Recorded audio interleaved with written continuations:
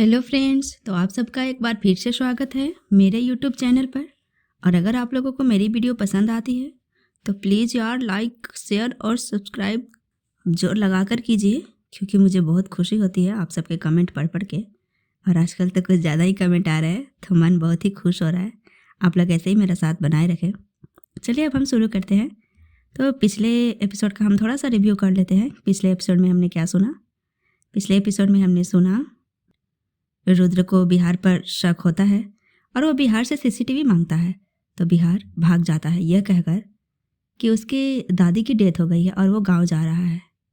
इधर सभी लोग रियल से मिलने जाते हैं हॉस्पिटल में, जहां भव्या रियल को देखकर बहुत ज़्यादा ही भावुक हो जाती है और वो कहती है कि जल्दी से ठीक होकर सबको बता दीजिए कि मैंने आपको कुछ भी नहीं किया। अब आगे इस इमोशनल सीन के बीच एक घर में बिल्कुल अलग ही माहौल था। वहाँ खुशी और उत्साह का वातावरण बना हुआ था। एक महिला अपने हाथों में पेपर लिए शानदार आलीशान महल जैसे घर के बीच में गोल गोल घूम रही थी। उनके पति सोफे पर बैठे थे और उनके हाथों में भी एक न्यूज़पेपर था और वह बड़े प्यार से अपनी पत्नी को देख रहे थे। वह महिला कोई और नहीं बल्कि साहिल अग्रवाल की माँ महिमा अग्रवाल थी और उनके पति अनिल अग्रवाल सोफे पर बैठे थे। महिमा जी ने बनारसी साड़ी पहनी हुई थी। उनके मेकअप और ज्वेलरी से उनकी खूबसूरती और निखर रही थी। उनकी उम्र करीब 50 के आसपास होगी, लेकिन उनकी ऊर्जा और जोश किसी युवा से कम नहीं था। खबर ये थी कि रंजन को पीटने के बाद जब साहिल शिल्पा को अपनी गोद में उठाकर सेलेस्टिया मीडिया कंपनी से बाहर निकला था, उसी वक्त किसी ने उनकी वीडियो और तस्वीरें सोशल मीडिया पर पोस्ट कर दी थी। उसके बाद शिल्पा के फैंस की संख्या अचानक से बढ़ने लगी और लोग उनकी और साहिल की जोड़ी की जमकर तारीफ कर रहे थे। सबसे दिलचस्प बात यह थी कि किसी ने भी कोई गलत कमेंट नहीं किया था, बल्कि सभी ने यही लिखा था कि आप दोनों की जोड़ी बहुत अच्छी है और जल्दी से शादी कर लीजिए। इसी बात से महिमा अग्रवाल बेहद खुश थी। उनका खुशी का असली कारण यह था कि वह शिल्पा की बहुत बड़ी फैन थी। भले ही शिल्पा उनके बेटी की उम्र की थी, लेकिन उनका पूरा कमरा शिल्पा की तस्वीरों से भरा हुआ था। महिमा को शिल्पा में भारतीय संस्कृति और आधुनिकता का बेहतर मेल नजर आता था। जब से उन्होंने शिल्पा को तस्वीरों में देखा था, तभी से वह उसे अपनी बहू बनाने की सोच रही थी। अब बस उन्हें अपने बेटे साहिल के घर लौटने का इंतजार था, ताकि वह इस विषय से उससे बात कर सके। अनिल जी यह सब देखकर अपना सिर पकड़कर बैठे थे। वह जानते थे कि घर में महिमा अग्रवाल की ही चलती है। उनके बेटे और खुद उन्होंने ही महिमा जी को अपने पलकों और हथेलियों पर सजाकर इस तरह रखा है कि वे दोनों कभी भी महिमा को नाराज नहीं किया करते थे। खुशी की खबर से महिमा अभी अपनी पूरी तरह खुशी मना भी नहीं पाई थी कि अनिल जी का फोन बजने लगा। उन्होंने फोन उठाया। हेलो। दूसरी तरफ से जो कुछ कहा गया उसे सुनकर अनिल जी तुरंत खड़े हो गए। महिमा जी ने जब अपने पति को अचानक गंभीर होते देखा तो वह भी रुक गई। अनिल जी ने फोन पॉकेट में रखा और तेजी से बोले, महिमा महिमा। जल्दी से महिमा जी के पास जाकर उन्होंने उन्हें गोद में उठा लिया। अरे अरे क्या कर रहे हैं? महिमा जी शर्मा गई और हंसते हुए बोली। आसपास खड़े नौकर यह देखकर मुस्कुरा रहे थे। क्या कर रहे हैं? इतने सारे लोग हैं, आप भी ना कमरे में चलिए ना, महिमा ने शरारत से कहा। अनिल जी उनकी बात सुनकर भी मुस्कुराए, लेकिन फिर गंभीर होकर बोले, पहले सुन तो लीजिए मैं क्या बताने वाला हूँ। अरे बताइए ना, इतनी जल्दी क्या है? महिमा ने चिढ़ते हुए कहा। रियल, वह सुन सकती है, वह हमारी स्पर्श को महसूस कर सकती है। यह सुनते ही महिमा जी के चेहरे का रंग उड़ गया, लेकिन यह रंग उदासी का नहीं था, बल्कि हैरानी और खुशी का था। उन्होंने तो अपनी बेटी रियल के होश में आने की सारी उम्मीदें छोड़ दी थी, लेकिन अब अचानक से यह खबर सुनकर वह हंसती खेलती महिला से एक ममता से भरी माँ में बदल गई। क्या सच में? हाँ चलिए, हमें उससे मिलने जाना है, उसे अच्छा लगेगा। हाँ चलिए। खुशी के मारे उन्हें समझ ही नहीं आ रहा था कि वह क्या करे। अरे पहले नीचे तो उतरिए। अनिल जी ने तुरंत महिमा जी को नीचे उतारा और दोनों तेजी से दरवाजे की तरफ बढ़ गए। रात के 9 बजे जैसे ही भव्या की नींद खोली, उसने खुद को रुद्र के कमरे में बेड पर पाया। वह उठकर बैठ गई और देखा कि रुद्र सामने सोफे पर बैठा लैपटॉप में काम कर रहा था। वह भव्या से कुछ कहने ही वाला था कि दरवाजे पर दस्तक हुई। रुद्र ने दरवाजा खोला तो सामने एक मेड सिर झुकाए खड़ी थी। सर, डिनर रेडी हो गया है, कहकर वह चली गई। रुद्र ने भव्या की तरफ देखा और कहा, चलो फ्रेश हो जाओ, खाना खाने चलते हैं। भव्या को थोड़ा संकोच हुआ और वह हल्की आवाज में बोली, नहीं, तुम जाओ, मैं यहीं खा लूंगी। रुद्र को समझ आ गया कि वह माँ और बड़ी माँ की वजह से नीचे जाने से हिचकिचा रही है। वह भव्या के पास आया और उसका हाथ पकड़ते हुए बोला, भव्या, तुम मेरी पत्नी हो। अगर उन्हें मुझसे प्यार है तो तुम्हें भी अपनाना होगा। चलो, कुछ नहीं होगा। भव्या ने अब और मना नहीं किया और वॉशरूम की तरफ चली गई। अस्पताल से आते समय ही रुद्र ने तय कर लिया था कि अब वह भव्या को अपने घर में माँ और बड़ी माँ के सामने अपमानित नहीं होने देगा। डाइनिंग टेबल पर जब भव्या और रुद्र नीचे डाइनिंग टेबल पर पहुंचे तो पूरा परिवार पहले से ही बैठा हुआ था। जैसे ही सायरीना ने भव्या को देखा, वो शांति की तरफ देखने लगी, लेकिन शांति ने उसकी नज़रें अनदेखी कर दी और बीर की थाली में खाना परोसते हुए बोली, आपको बटर पनीर और चावल पसंद है ना? आज मैंने खास आपके लिए बनाए हैं। आई लव यू बड़ी दादी, बीर ने मुस्कुराते हुए कहा और शांति जी के हाथों को पकड़कर अपने गले से लगा लिया। इसी बीच बीर की नज़र भव्या पर पड़ी। मम्मा, जल्दी आइए, देखिए बड़ी दादी ने मटर पनीर और चावल बनाए हैं। लेकिन भव्या सीढ़ियों पर ही रुक गई क्योंकि सायरीना उसे घूर रही थी। रुद्र ने भव्या का हाथ पकड़ा और उसे जबरदस्ती डाइनिंग टेबल के पास ले आया। सायरीना ने अपने हाथ में पकड़ा हुआ सब्जी का बर्तन गुस्से में जोर से टेबल पर पटक दिया और बिना कुछ कहे वहां से चली गई। जोर से पटकने की वजह से थोड़ी सी सब्जी छलक गई और उसके बगल में बैठे जागीर के कपड़ों पर पड़ गई। लेकिन जागीर ने चुपचाप सिर हिलाया और खाना खाने लगा। हालांकि शांति जी ने अपनी जगह नहीं छोड़ी। तीनों बच्चे भव्या की तरफ देखने लगे। भव्या ने भी एक नज़र अपनी सास की ओर डाली और फिर चुपचाप बैठ गई। रुद्र ने भी सायरीना को रोकने की कोशिश नहीं की। खाने की शुरुआत हुई ही थी कि तभी दरवाजे पर दस्तक हुई और बाहर से आवाज़ आई, लगता है सही समय पर आए हैं। सबने दरवाजे की तरफ देखा। महिमा जी, साहिल और अनिल जी अंदर आ रहे थे। यह देखते ही सुरेंद्र जी और शांति जी अपनी जगह से उठ खड़े हुए और हाथ जोड़कर उनका स्वागत करने के लिए आगे बढ़े। अरे वाह, बहुत अच्छे समय पर आए हैं, सुरेंद्र जी ने कहा। महिमा जी और अनिल जी ने भी हाथ जोड़कर सभी को नमस्ते किया। साहिल ने शांति जी और सुरेंद्र जी के पैर छुए। शांति जी ने उसके सिर पर प्यार से हाथ फेरा और कहा, जीते रहो बेटा। इसके बाद वे लोग भी डाइनिंग टेबल पर आकर बैठ गए। बैठते ही महिमा जी बोली, हमने तो रियल्स के ठीक होने की उम्मीद ही छोड़ दी थी भाई साहब, लेकिन आज कितने दिनों बाद हमारे तरसे हुए कानों को एक मीठी सी खबर सुनाई दी। अब रियल भी ठीक हो जाएगी। उनकी बात सुनकर सभी लोग भावुक हो गए। अब तक महिमा जी और अनिल जी ने भव्या पर ध्यान नहीं दिया था। जैसे उनकी नज़र भव्या पर पड़ी, वे चौंक गए और तुरंत खड़े हो गए। भव्या भी धीरे धीरे चलकर उनके पास आई और उनके पैर छूकर आशीर्वाद लिया।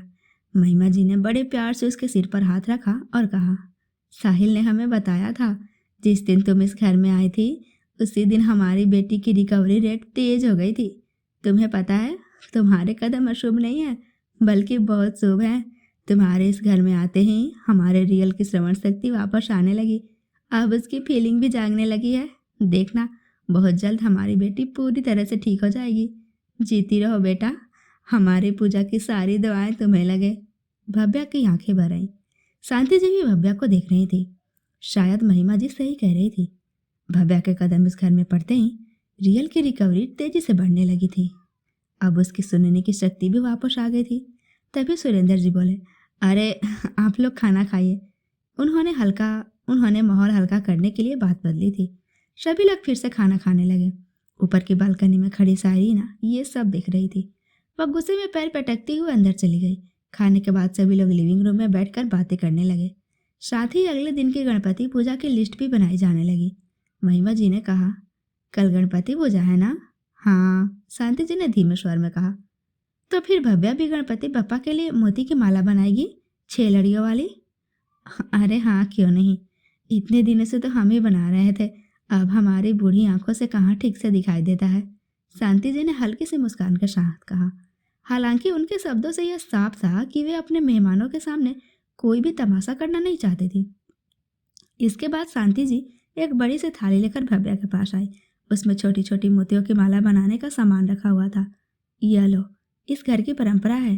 गणपति बप्पा के लिए माला घर की बहू ही बनाती है। भव्या ने हल्की मुस्कान के साथ वह थाल ले लिया, लेकिन जब उसने मोतियों को देखा तो हैरान रह गई। ये बहुत ही छोटे छोटे मोती थे और माला बनाने में कम से कम 3 से 4 घंटे लग सकते थे। फिर भी भव्या ने इसे स्वीकार कर लिया, क्योंकि अब वह भी चाहती थी इस घर में सब कुछ पहले की तरह ठीक हो जाए और परिवार के सभी लोग उसे अपनाने लगे। रुद्र ने साहिल की तरफ देखा और कहा, साहिल, स्टडी रूम में मिलो। मैंने जैक और सितार को भी बुलाया है। जागीर भैया, आप भी आइए, मुझे आप सबसे बात करनी है। इसके बाद तीनों उठकर स्टडी रूम की तरफ बढ़ गए। उनके जाने के तुरंत बाद दरवाजे से जैक और सितार भी अंदर आ गए और वे लोग भी स्टडी रूम में चले गए। भव्या बच्चों को लेकर उनके कमरे में सुलाने चली गई। जब वो वापस आई तो उसने शांति और जागीर के बदले हुए व्यवहार को नोटिस किया। यह देखकर उसके चेहरे पर हल्की सी मुस्कान आ गई। उसे पहली बार लगा कि धीरे धीरे चीजें बेहतर हो रही हैं। इसके बाद भव्या ने मोतियों से भरी थाल उठाई और अपने कमरे में आ गई।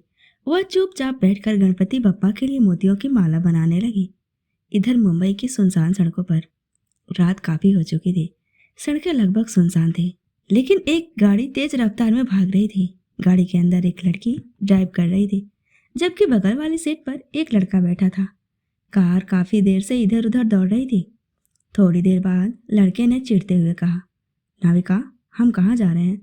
तुमने कहा था कि हम एयरपोर्ट जाएंगे, लेकिन 3 घंटे हो गए और तुम बस मुंबई की सड़कों पर गाड़ी दौड़ा रही हो। नाविका ने हल्की मुस्कान के साथ कहा, डोंट वरी बेबी, हम थोड़ी देर में पहुंच जाएंगे। कहते हुए उसने गाड़ी बाईं ओर मोड़ दी। कुछ देर बाद गाड़ी एक सुनसान जगह पर रुकी। सामने एक बड़ा अंधेरे में डूबा हुआ घर खड़ा था। बिहार यह देखकर हैरान रह गया। यह वही घर था जहाँ कभी वह और नाविका अक्सर समय बिताया करते थे। उसने गार्डन को ध्यान से देखा। उसे सब कुछ वैसा ही लगा जैसे पहले जैसा था, लेकिन माहौल में एक उसकी आंखों में गंभीरता देखकर वहां मौजूद सभी लोग ठिठक गए। कोई भी आगे बढ़ने की हिम्मत नहीं कर पाया। अजीब सा सन्नाटा था। अभी वह कुछ कहने ही वाला था कि अचानक चारों तरफ से हथियार बंद लोग आकर खड़े हो गए। बिहार को ज्यादा हैरानी नहीं हुई, क्योंकि उसे पहले से ही नाविका पर शक था। नाविका ने एक सातिर मुस्कान के साथ कहा, डरो मत बेबी, ये लोग तुम्हें कुछ नहीं करेंगे, अगर तुम मेरी बात मानोगे तो। इस समय नाविका की मुस्कान किसी खलनायक जैसी लग रही थी। उसकी आंखों में एक अजीब सी चमक थी, जैसे वह सब कुछ पहले से ही प्लान कर चुकी हो। बिहार ने भी हल्की मुस्कान के साथ अपने होठों को टेढ़ा किया और कहा, तुम्हें क्या लगता है मैं तुम्हें नहीं जानता? इतने दिनों में इतना तो समझ ही गया हूँ कि तुम्हें कोई मानसिक बीमारी है और तुम पूरी तरह पागल हो। यह सुनकर नाविका गुस्से से तिल मिला गई। उसने अपना हाथ आगे बढ़ाते हुए कहा, जल्दी से वो सारे चिप और रिकॉर्डिंग मुझे दे दो। बिहार उसी तरह हंसते हुए बोला, तुम्हें क्या लगता है मैं बेवकूफ़ हूँ? कहते हुए उसने अपनी पॉकेट से एक चीज़ निकालकर नाविका के सामने रख दी। लो, रख लो, लेकिन सुन लो, ऐसी और भी कई कॉपीज मेरे पास है। यह सुनते ही नाविका की आंखों में हल्की घबराहट झलक आई, लेकिन वह खुद को संभालते हुए बोली, बहुत स्मार्ट बन रहे हो, लेकिन मुझसे खेलना तुम्हारे बस की बात नहीं। बिहार हल्के से मुस्कुराया और धीरे से बोला, बेबी, तुम्हें क्या लगा तुम मेरे साथ धोखा करोगी और मुझे पता नहीं चलेगा? यह कहते हुए बिहार ने अचानक नाविका के कमर में हाथ डाला और उसे अपनी तरफ खींच लिया। उसके चेहरे पर गिरे हुए बालों को कान के पीछे सरकाते हुए धीमे से बोला, इतनी जल्दी मुझे हराने की मत सोचो। नाविका तड़प कर खुद को छुड़ाने लगी। तभी वहां खड़े हथियारबंद आदमी बिहार की तरफ बढ़े, लेकिन इससे पहले कि वे उसे पकड़ पाते, बिहार ने फुर्ती से अपनी कमर से गन निकाली और सीधे नाविका के सिर पर रख दी। उसकी आवाज़ ठंडी और सख्त हो गई, सब लोग पीछे हट जाओ, वरना इसकी खोपड़ी उड़ा दूंगा। बिहार ने बिना समय गंवाए नाविका को अपने कंधे पर उठाया और सीधे घर के अंदर ले गया। अंदर जाते ही उसने दरवाज़ा जोर से बंद कर लिया और नॉक कर दिया। नाविका ने छूटने की कोशिश की, लेकिन बिहार ने उसे सोफे पर गिरा दिया और खुद उसके ऊपर झुक गया। उसकी आंखों में गुस्सा और जुनून साफ झलक रहा था। बिहार ने धीरे से उसके चेहरे को छूते हुए कहा, तुमने मुझे धोखा दिया नाविका, इसका अंजाम जानते हो? नाविका उसकी पकड़ से छूटने की कोशिश करने लगी, लेकिन बिहार ने फुर्ती से उसके दोनों हाथ पकड़कर सोफे के पीछे दबा दिए। अब भागने की कोशिश भी मत करना, वह फुसफुसाया। नाविका जोर से चिल्लाने लगी, कहाँ मर गए सबके सब? उसकी सांसें नाविका के चेहरे से टकरा रही थी। नाविका की आंखें बड़ी हो गई। जब बिहार उसके और करीब आया, उसने उसके ठोड़ी को अपने हाथों से ऊपर किया और बिना किसी चेतावनी के उसके होठों पर रख दिया। बिहार को पूरी तरह भी संतुष्ट होने का मौका भी नहीं मिला था कि अचानक हॉल में चारों तरफ से कई आदमी निकलकर सामने आ गए। बिहार चौकन्ना हो गया। लेकिन इससे पहले कि वह कोई प्रतिक्रिया देता, नाविका ने उसे जोर से धक्का दे दिया और बिहार का संतुलन बिगड़ गया और वह नीचे गिर पड़ा। अभी वह खुद को संभाल भी नहीं पाया था कि तभी उन आदमियों ने आगे आ बढ़कर उसे पकड़ लिया। बिहार ने छूटने की कोशिश की, लेकिन इस बार नाविका पूरी तरह से तैयार थी। वह मुस्कुराई और आदेश दिया, इसे इस कमरे में बंद कर दो और ध्यान रखना यह यहाँ से बाहर न निकल पाए। फिर वह बिहार की तरफ झुक कर बोली, बहुत फायदा उठा लिया तुमने मेरा, और बहुत उठाने दिया मैंने, लेकिन अब नहीं। अब मुझे पहले रुद्र से निपटना है। तुम्हारा हिसाब मैं बाद में करूंगी।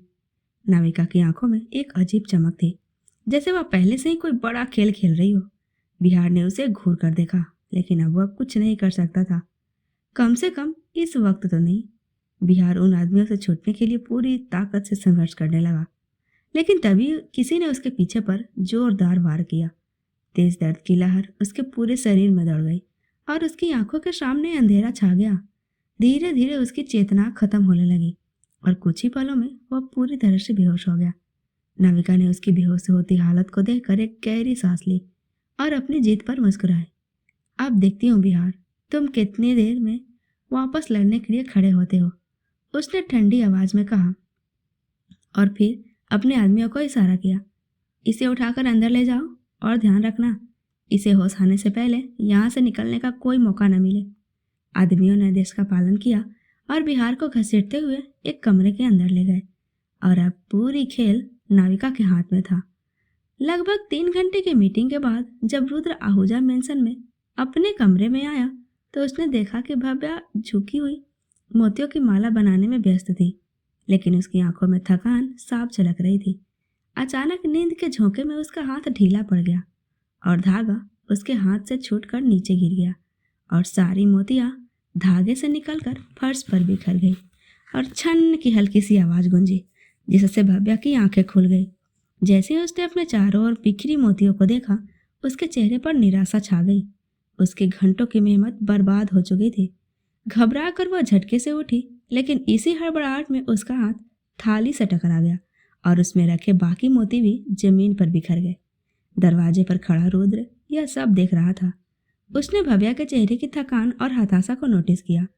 वह स्टडी रूम से सीधे अपने कमरे में आया था, लेकिन वह बिना कुछ कहे वहीं खड़ा होकर उसे देखता रहा। भव्या आधी नींद में ही जमीन पर बैठ गई और बिखरे हुए मोती को उठाने लगी।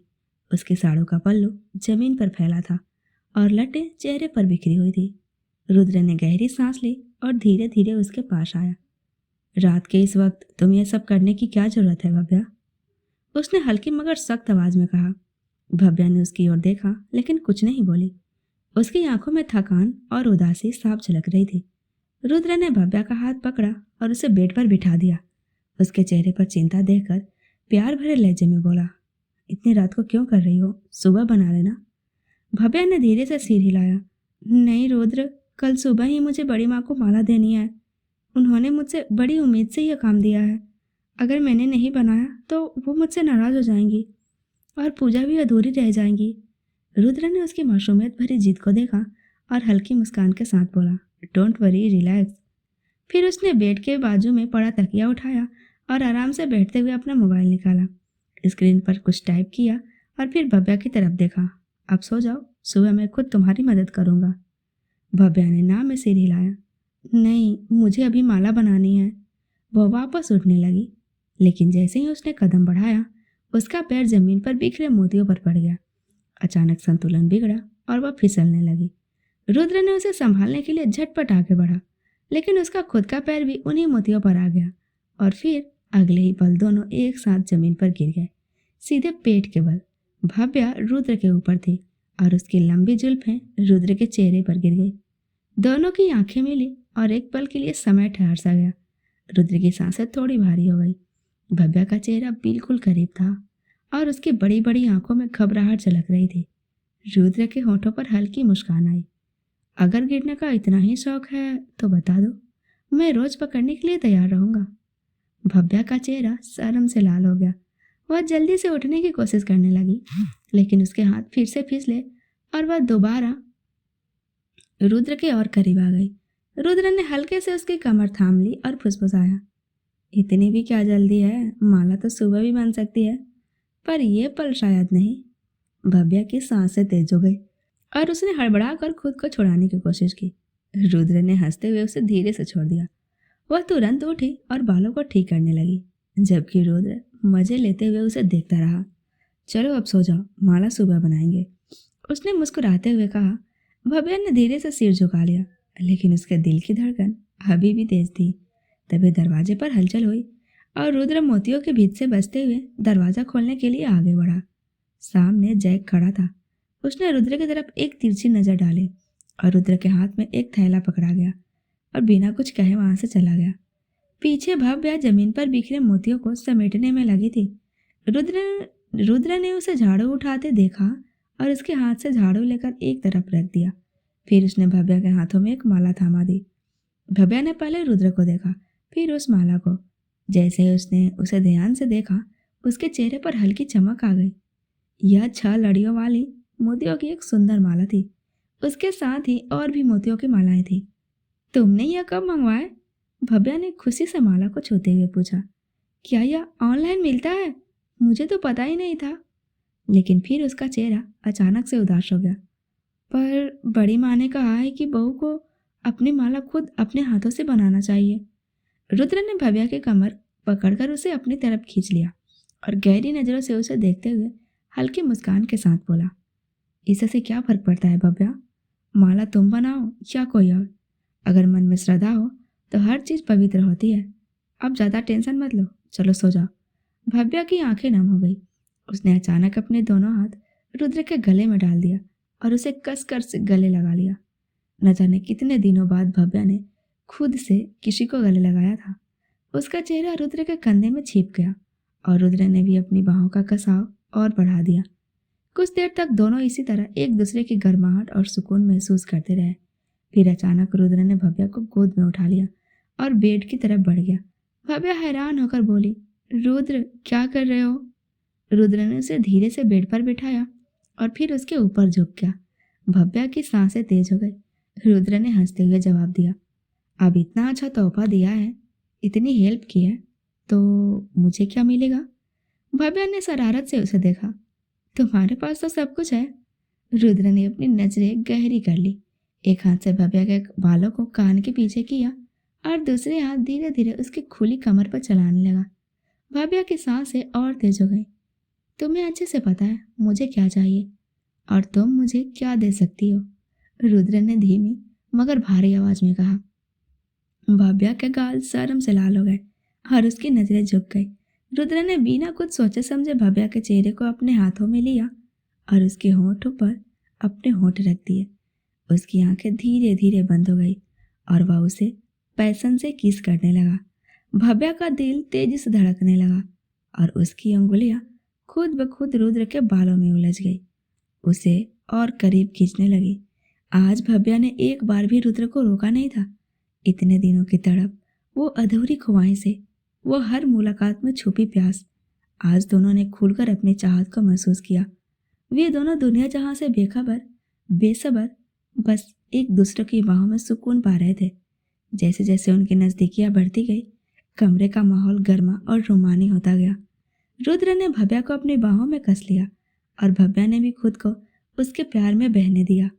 कुछ ही देर में बेड पर उनके कपड़े एक एक करके गिरने लगे। हल्की रोशनी में उनकी सिलुएट्स एक दूसरे में खोई हुई थी। रुद्र ने भव्या को बिस्तर पर लेटाया और उसके चेहरे पर बिखरे बालों को धीरे से हटाया। उसकी सांसें भारी थी, लेकिन उसकी आंखों में सिर्फ प्यार झलक रहा था। भव्या ने भी बिना किसी हिचकिचाहट के अपनी बाहें फैलाई और रुद्र को अपने करीब खींच लिया। उस रात उन दोनों ने एक दूसरे की तड़प, दर्द और प्यार को पूरी तरह महसूस किया था। उनका प्यार किसी शांत समुद्र की लहरों की तरह बह रहा था, गहरा, सच्चा और बंधनों से भरे। अगली सुबह जैसे ही भव्या की नींद खुली, उसने खुद को रुद्र के सीने पर लेटा हुआ पाया। उसकी लंबी जुल्फें रुद्र के सीने चौड़े पर फैली हुई थी, जैसे उनके प्यार की छांव बन गई हो। भव्या की सांसें हल्की थी, लेकिन दिल की धड़कन तेज। उसने धीरे से अपनी ठोड़ी रुद्र के सीने पर टिका दी और उसकी तरफ एकटक देखने लगी।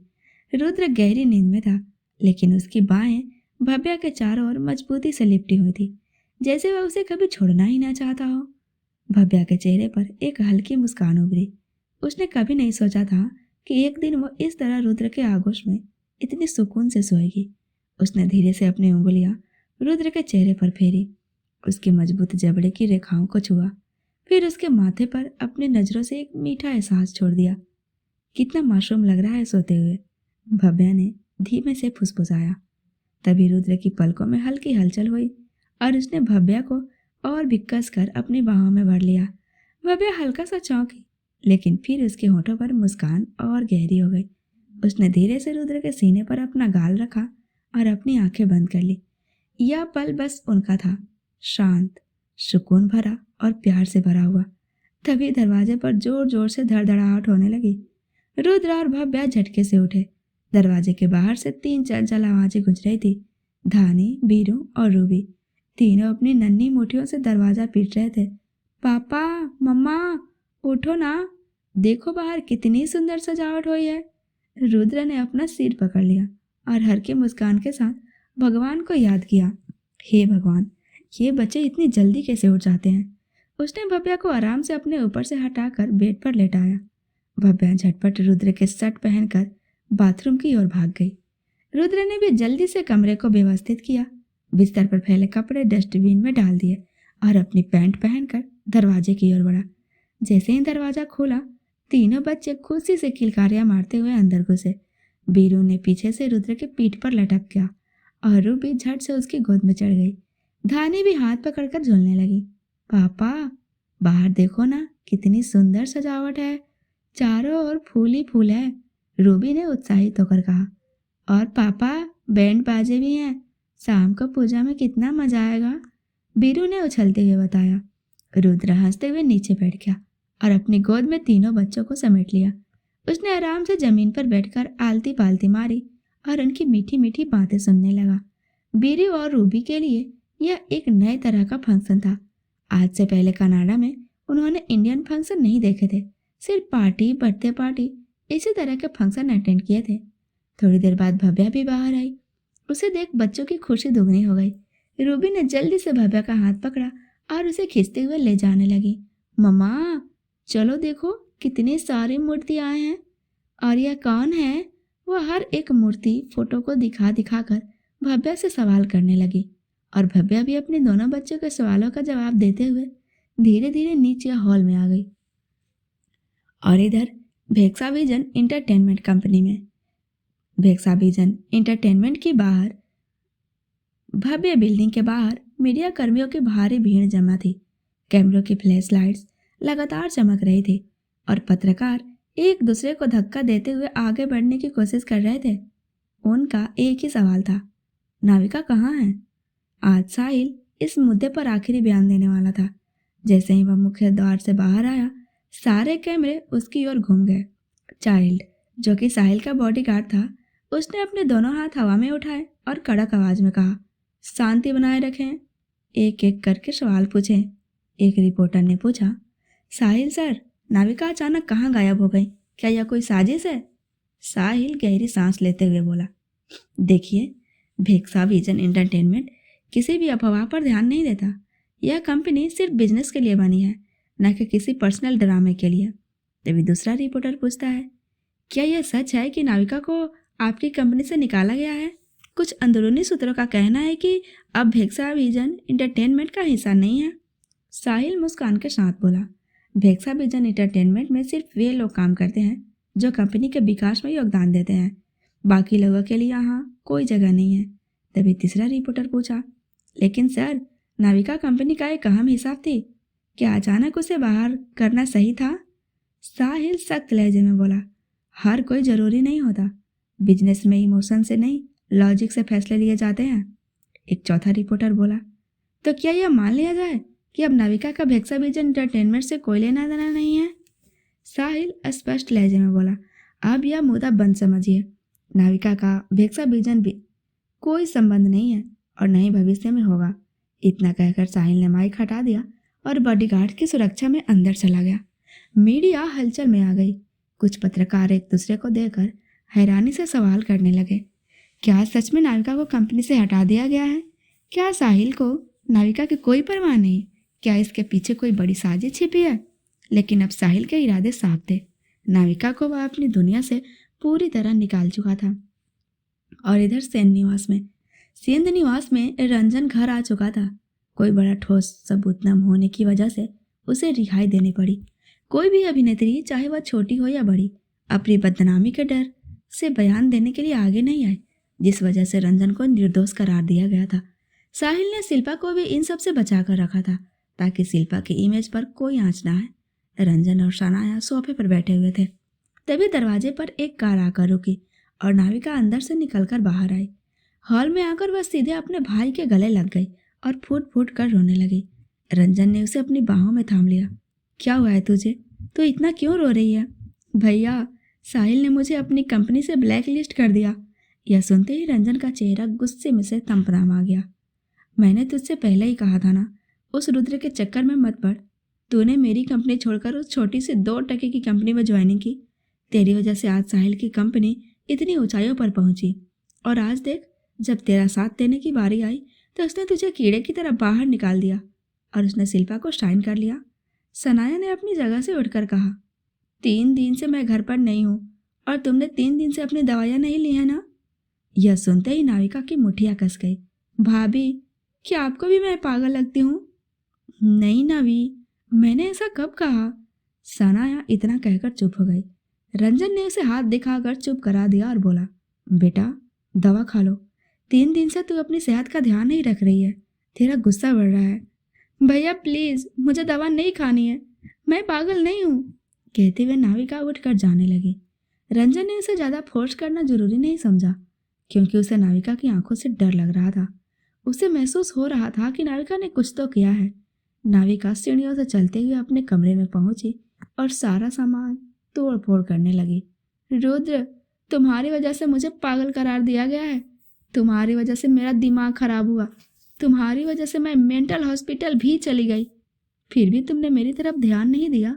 उसने अपने बालों को पकड़कर खींच लिया और जोर जोर से रोने लगी। अब मेरे भैया भाभी को भी लगता है कि मैं पागल हूँ। वे मुझे दवाइयाँ खिला रहे हैं, लेकिन अब उसकी आंखों में खून उतर आया। वह दहाड़ते हुए बोली, अब मैं किसी को नहीं छोड़ूंगी, ना तो उस बिहार को, ना उस साहिल को, और ना तुम्हें। रुद्र आहूजा, मैं तुमसे पहले प्यार करती थी, लेकिन अब। उसकी आवाज़ एकदम से क्रूर हो गई। अब तुम मेरे लायक नहीं रहे। कमरे से आ रही तोड़फोड़ की आवाज़ों को सुनकर रंजन और सनाया दरवाजे तक आए। नवी, दरवाज़ा खोलो, रंजन ने गुस्से से कहा, लेकिन कोई जवाब नहीं आया। नवी प्लीज खोलो। सनाया की आवाज़ भीग गई थी, फिर भी कोई जवाब नहीं आया। उन्होंने काफ़ी कोशिश की, लेकिन दरवाज़ा नहीं खोला। रंजन ने एक गहरी सांस ली। छोड़ो सनाया, उसे अभी अकेला छोड़ दो। वे वापस लौट गए, लेकिन अंदर नाविका का जुनून अपने सबसे खतरनाक रूप में आ चुका था। आहूजा मेंशन में रुद्र और भव्या जब अपने कमरे से बाहर आए तो पूरा हॉल दुल्हन की तरह सजा हुआ था। रंग बिरंगे फूल, लाइट्स और बलून का खूबसूरत संयोजन चारों तरफ बिखरा हुआ था। डाइनिंग टेबल पर सभी लोग बैठे थे। साहिल पहले ही जा चुका था, लेकिन महिमा जी और अनिल जी अभी भी वहीं थे। रुद्र भव्या का हाथ पकड़े हुए डाइनिंग टेबल के पास आ गया। भव्या कतरा रही थी। कल रात की बातें और उसकी हरकतें उसे याद आ रही थी, लेकिन रुद्र ने जबरदस्ती उसका हाथ पकड़कर कुर्सी पर बैठा दिया। भव्या अपनी जगह से उठी और सबको खाना परोसने लगी। सायरीना भी वहीं पर बैठी थी। जब भव्या ने उसकी प्लेट में खाना डाला तो उसने कुछ नहीं कहा। खाना खाने के बाद जागीर ने रुद्र से कहा, रुद्र, आज मैं बच्चों को स्कूल छोड़ दूंगा। ठीक है भैया, रुद्र ने सिर हिलाकर कहा। बहू का फर्ज सिर्फ मोतियों की माला पहनाना नहीं होता है, और भी बहुत सारे काम होते हैं। सायरीना की तीखी आवाज़ सबके कानों में पड़ी। शाम को पूजा है, सारे गेस्ट आने वाले हैं और घर की बहू ही गायब है। रुद्र ने अपनी आंखें बंद कर ली। माँ, भव्या ऑफिस से जल्दी आ जाएगी। और बाकी के सारे काम कब हो गए?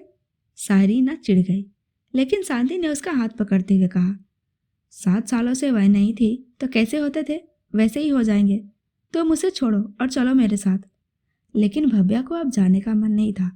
रुद्र ने माहौल को गंभीर होता देख जागीर से कहा, अब बच्चों चलो, अब स्कूल चलेंगे, शाम को जल्दी आना है। जी, कहते हुए सभी बच्चे जागीर के साथ निकल गए। थोड़ी देर बाद सायरीना अपने हाथ में थाली लेकर आई। उसमें गेहूं था और भव्या के सामने रखते हुए बोली, शाम को गणपति बप्पा के लिए लड्डू बनाने हैं। इसे सिल बट्टे पर पीसकर बनाया जाता है, मिक्सर में मत पीसना। यह काम घर की बहू ही करती है, तो अब यह काम तुम करोगी। और वह वहां से चली गई। भव्या ने अपनी बड़ी माँ की तरफ देखा, लेकिन शांति भी वहां से चली गई। भव्या ने धीरे से अपना हाथ रुद्र के हाथ से छुड़ा लिया और बोली, मैं कल से ज्वाइन करूंगी, तुम संभाल लेना। रुद्र ने गहरी सांस ली और वहां से चला गया। अभी वह दरवाजे तक पहुंचा ही था कि किसी ने पीछे से उसे रोक लिया। शांति जी उसके सामने आकर खड़ी हो गई। रुद्र, क्या हुआ है? घर के सारे सिक्योरिटी गार्ड बदल दिए तुमने, सारे नौकर भी बदल दिए। ये सारे रुदायन बेला वाले सरमेट यहाँ क्यों आ गए? बड़ी माँ, कुछ वजह है, इसलिए हमने सारे पुराने सर्वेंट बदल दिए। आप चिंता मत कीजिए, ये लोग अच्छे से काम करते हैं। कोई बात है क्या बेटा? नहीं बड़ी माँ, कोई बात नहीं है। रुद्र ने शांति जी के दोनों कंधों को पकड़ा और हल्के से दबाया। तभी सुरेंद्र जी भी आकर खड़े हो गए और बोले, मैं देख रहा हूँ रुद्र, जब से हम लोग रियल से मिलकर आए हैं तुम और जागीर कुछ प्लान कर रहे हो। क्या कर रहे हो बताओ? बड़े पापा, ऐसा कुछ भी नहीं है, आप बेवजह सोच रहे हैं। कुछ नहीं होगा, सब कुछ ठीक है। आप पूजा पर ध्यान दीजिए। और रुद्र वहां से चला गया। जैसे ही रुद्र वहां से गया, जैक अंदर आया। उसे देखकर सुरेंद्र जी बोले, जैक, तुम रुद्र के साथ नहीं हो? जैक बिना हिचक के बोला, बॉस ने कहा है कि मैं यही मेंशन में रहूं। अब तो सुरेंद्र जी को शक होने लगा कि जरूर ये लोग कुछ खिचड़ी पका रहे हैं, लेकिन उन्होंने कुछ नहीं कहा और वहां से चले गए। भव्या सील बट्टे के पास आ गई। आज से पहले उसने कभी भी सील बट्टे पर कुछ भी नहीं पीसा था, इसलिए वह यूट्यूब वीडियो देखकर जैसे तैसे गेहूं पीसने लगी। तभी शायरीना अपने हाथ में एक बोरी लेकर आई। उस बोरी में लगभग 10 से 15 किलो गेहूं था।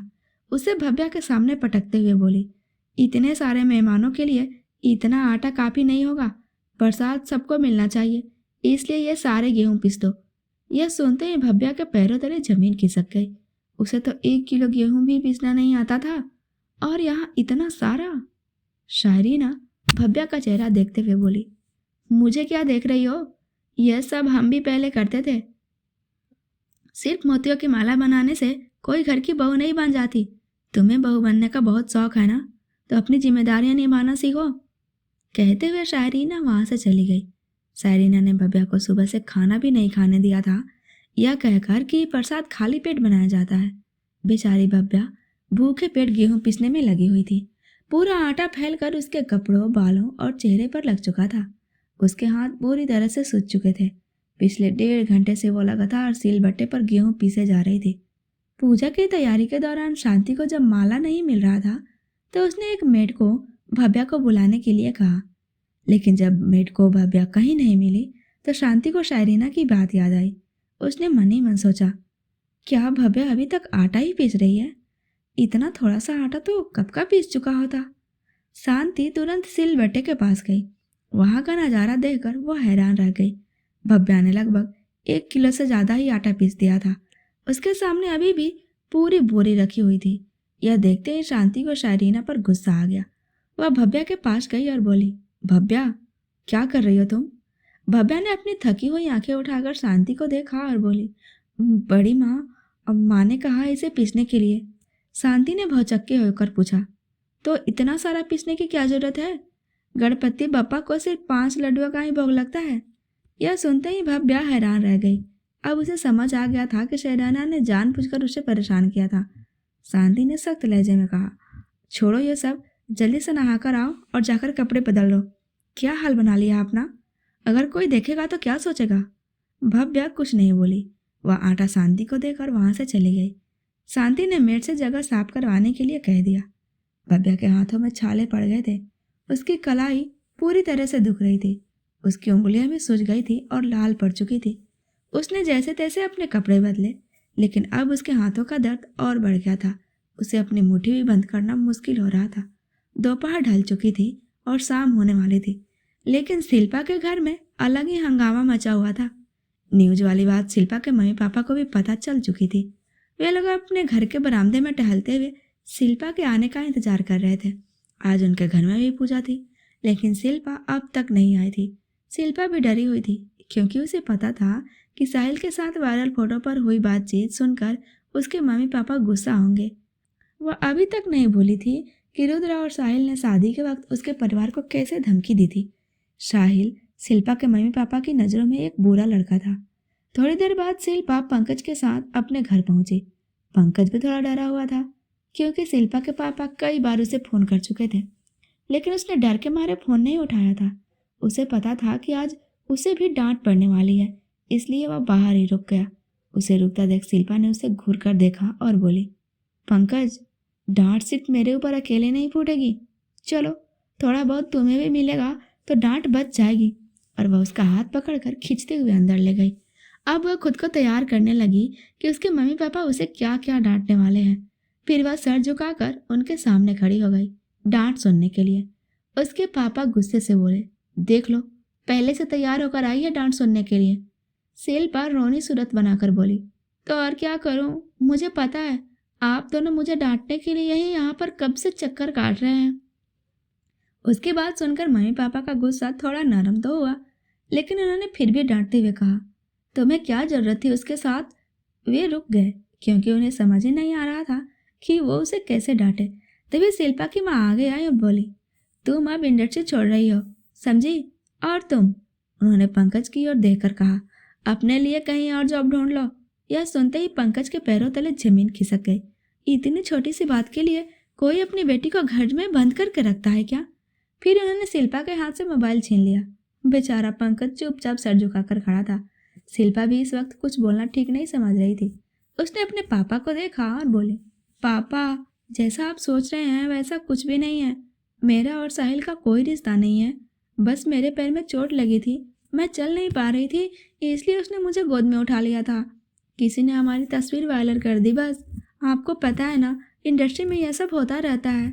और पापा, मैं यहाँ तक किसी की मेहरबानी से नहीं पहुँची हूँ। आपने मुझे जो संस्कार दिए हैं मैंने कभी उसकी सीमा पार नहीं की, और मैं आज भी आपके सामने वैसी हूँ जैसे आपने मुझे बड़ा किया है।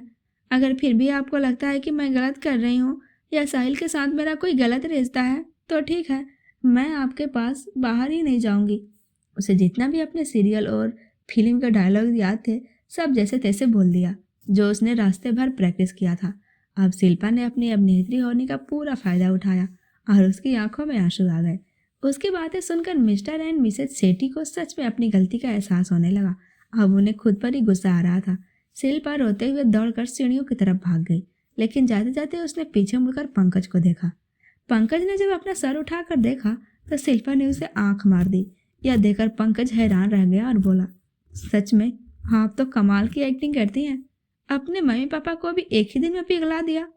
फिर उसने भी थोड़ी सी एक्टिंग करते हुए कहा, ठीक है, अगर आप लोग चाहते हैं कि शिल्पा मैडम काम न करें तो मैं उनके सारे कॉन्ट्रैक्ट कैंसिल कर दूंगा, और मुंह लटकाकर जाने लगा। तभी मिस्टर सेठी ने मुस्कुराते हुए कहा, आप जब आ ही गए हो तो पूजा में भाग लेकर ही जाना, और वह अंदर चले गए। मिस्टर सेठी फिर पंकज के पास आए और उसके कंधे पर हाथ रखते हुए बोले, तुम्हें पता है ना, हमने तुम्हें अपना बेटा माना है, तो फिर ये नौटंकी क्यों कर रहे हो। चलो जल्दी से पूजा में आओ और जाकर कपड़े बदल लो। मैंने आज तुम्हारे लिए नए कपड़े खरीदे हैं। इतना कहकर उन्होंने एक पैकेट पंकज को दिया और अंदर चले गए। सेठी निवास में हमेशा एक रूम पंकज के लिए रखा जाता था, क्योंकि वह बराबर यहाँ आता जाता रहता था। पंकज और शिल्पा का रिश्ता भाई बहन जैसा था। शिल्पा के पिता पंकज पर आंख बंद करके भरोसा करते थे, इसलिए पंकज ने कभी भी शिल्पा को अकेला नहीं छोड़ा था। वह उनके घर का हिस्सा बन चुका था, और उस दिन वो रंजन से भी इसी वजह से भिड़ चुका था। हालांकि पंकज सेलेस्टिया मीडिया कंपनी में काम करता था और इसी के जरिए उसकी मुलाकात शिल्पा से हुई थी। रंजन ने ही पंकज को शिल्पा का मैनेजर बनाया था, लेकिन दोनों के बीच कब भाई बहन जैसा रिश्ता बन गया यह खुद उन्हें भी पता नहीं चला। जब शिल्पा पहली बार सेलेस्टिया मीडिया कंपनी में गई थी तब उसकी उम्र 19 साल थी, और तभी से पंकज उसे मैनेज कर रहा था। उस समय पंकज की उम्र 22 साल थी। तो आज के लिए इतना ही। चलिए हम कल की कहानी में मिलते हैं। कल की कहानी और भी बहुत ही ज़्यादा रोमांचक और एक्शन भरी होने वाली है। बहुत सारे राज खुलने वाले हैं कल के पार्ट में। तो इसी बात पर ज़्यादा से ज़्यादा लाइक कर दीजिए और कमेंट करके बताइए कि कैसी लगी कहानी। और हाँ, शेयर तो आप लोग बिल्कुल भी नहीं कर रहे हैं, तो शेयर भी कर दिया कीजिए, क्योंकि सब्सक्राइबर रुक गए हैं मेरे।